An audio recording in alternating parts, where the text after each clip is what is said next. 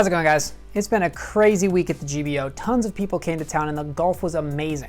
I met a ton of y'all there. Lots of people came up and said hi, and I was happy to meet y'all. And I try to ask usually the same three questions. I ask what your name is, where you're from, and how you're playing, because those are three things that usually everybody likes to talk about.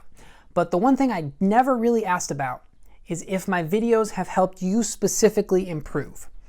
And there's a very, very good reason for that, because I used to ask that, and I found out that a lot of people would be like, well, I mean, I watch your videos, but I'm not actually throwing farther, or I understand how to be more consistent, but I haven't actually, put it into place yet. So that's what this video is about. This video is about how to apply learning something in disc golf. A while ago, I was making a video on, I think, upper body timing, getting the hand on the outside, something like that, and I went out to a field to film.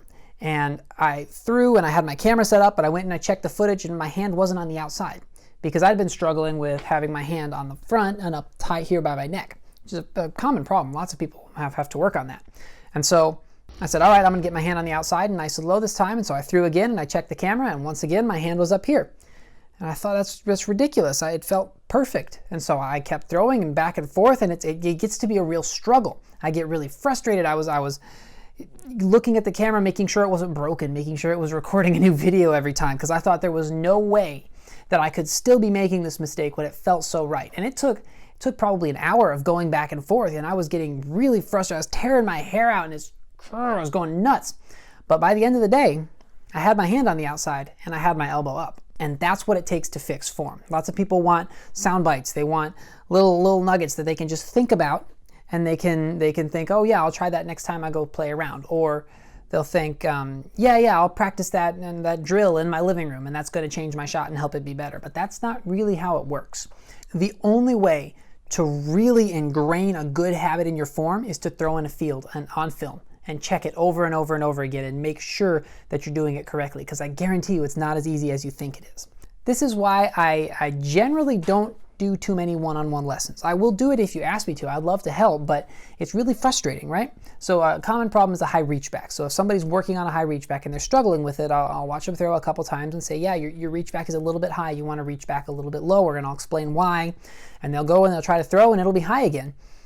And I'll say, well, you've got to try and get it a little bit lower. And I'll pull their arm down and show them where it needs to be. And I'll be like, okay. And they'll throw again, and it's still up here, way above their shoulders. And so I'll do this drill where you turn around and I grab the disc and I show how much more powerful it feels down here compared to up here. It's kind of a door frame drill. It's just a little more fun with someone else. And it's really frustrating because it's really hard to change. Like, you'll do it right once. They'll be like, yes, that's it. Go ahead. Keep doing that. And then it leaks back up and it's high again.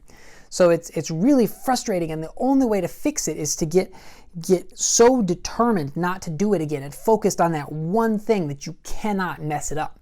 And it ends up being really frustrating for the person who's taking the lesson, and it's much better to do it by yourself, I think. I'm happy to help. I'm happy to help online or in person. I'm obviously not going to charge for lessons. I think help should always be free, but that's generally why I'm not super eager to do it, because it ends in a lot of frustration, and I think it's a better journey on your own. So that's how to improve. Get a camera, film yourself, and get angry at the camera.